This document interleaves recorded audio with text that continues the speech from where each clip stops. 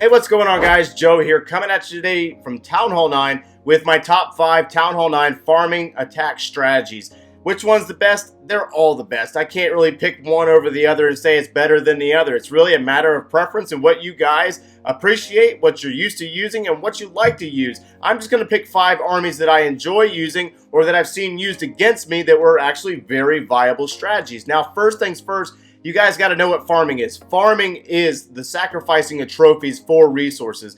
Getting that gold, getting that elixir, and getting that dark elixir. Now, where is the gold in the mines? You got to understand how to read the mines. Look at that little box next to the cart. You can identify what's full and what is not full. Same thing applies with the elixir pump. Look in the windows. You can see what's full and what is not full. And then the same thing again with the dark elixir. Check the window on top. You can see where the dark elixir is on the base. And then when it comes to the storages, you can't miss it, especially when you look at the base right now. You can see that my elixir is fully maxed out. So you can see, if you understand how to read the resources and where they're currently located. Now quickly, let's take a look at Slackbot. Or Sidekick Bot. Sidekick Bot, anonymous, over in Paradox, is absolutely destroying me in the farming department. But he's farming down in Gold League, and he's using a different army than what I'm using. I'm up in Crystal League. I'm chasing after the Dark Elixir, kind of picking off Golden Elixir at the same time, but he's down in Gold League, and he's pulling big numbers down there. So definitely check out Gold League.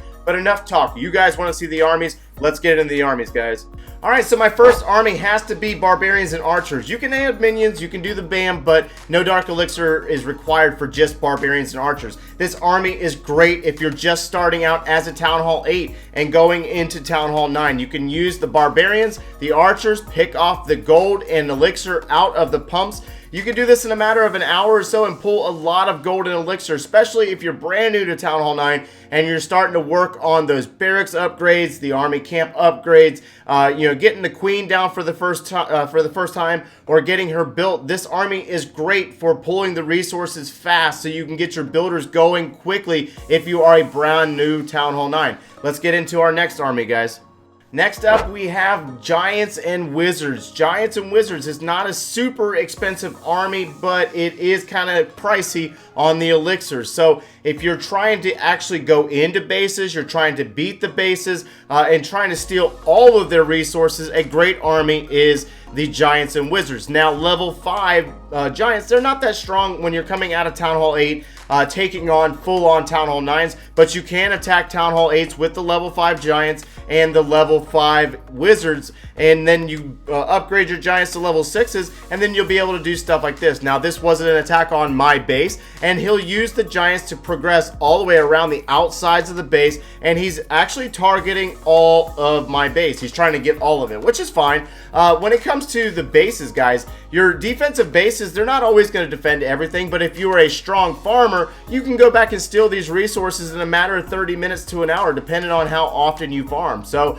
again, right now he's using what was it, I don't know, 22 Giants or something like that, and like 27 Wizards. That's a lot of elixir, but he's holding on to some of those Wizards for the back end of this attack. He's going to let those Giants progress around the outside of my base. He's using heal spells to keep the Giants going. Man, my base design wasn't exactly that great, and my defenses aren't fully maxed out at Town Hall 9, but that's perfectly fine. I'm not in any rush to upgrade him anyway. So what he's going to do here, he's going to drop a final heal spell there, and then allow those Giants to finish up on the final defenses. He's going to bring all these Wizards into the base and go to the core, take it down, and he's going to finish up with a 90-something% 2-star on my base, getting most of the resources off my base. So again, not really targeting all of the defense or all of the resources that are strictly to the mines and elixirs, the elixir pumps, but he's going for the full-on 3-star on the base. This is a great army to do it, guys. Let's go ahead and get into army number 3.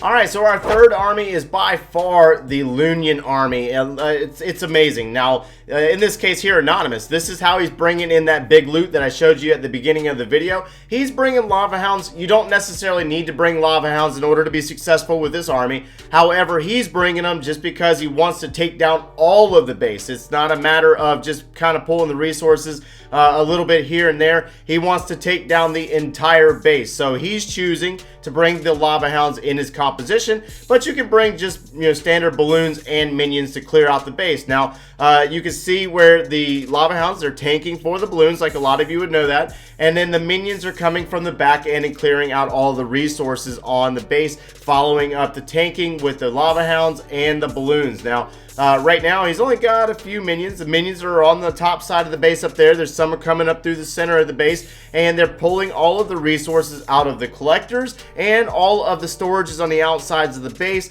Balloons are going to finish this up, and Anonymous will 3-star this base, but we're going to go ahead and move into number 4 army. Alright, so our 4th army by far is one of my favorites. You guys know this, the Goblin Knife. I use this army strictly for Dark Elixir farming. You can also use those goblins for the outsides of the base in the mines and elixir pumps. It's really a matter of your personal preference on how you want to use it. I know Anonymous has been using it as well for pulling the golden elixir out of the storages or the collectors on the outsides of the base. But there's already a video out. I've already made another video on this one, an updated version of the army for you guys by dropping the giants, following it up with wizards or archers, and really kind of clearing the funnel for your goblins to go into the core of the base and getting all of the dark elixir off the base, using the jump and using a rage spell as well as the heal spells.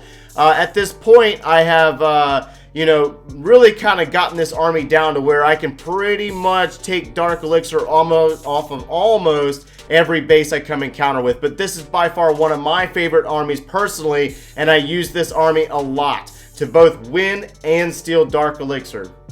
And finishing it up at number 5 would be an all-goblin army. This is a cheap army. You can pick off the gold and elixir out of the pumps, out of the mines. You can use jumps to get into the base. You can bring wall breakers. I've seen multiple variants of this army. I don't really use it because I like to have a little bit more control over the army, and I like to also win sometimes. I don't like to strictly go for resources and purposely lose all the time. So again, you can bring all goblins, and you could target the golden elixir and dark elixir in the respective collectors, as well as jumping into the base and taking down the town hall if you can get them in that deep. Really a matter of base design and how patient you are with the army. I was just messing around with it. I don't really use it that often, but you can bring jumps to crack into the base instead of bringing wall breakers like I said before. And yeah, that's really going to wrap us up for my top 5, guys. These are definitely some of my favorite armies. I've seen them used on my base quite a bit over the last couple of months. And that's going to pretty much wrap us up for this video, guys. If you need explanations on these armies at all, please drop them down in the comments below and let me know if you need any help with these armies. They're pretty easy to use. But anyways, we're going to wrap this up, guys. Smash that like button, subscribe if you haven't done so already, and thanks for watching, guys.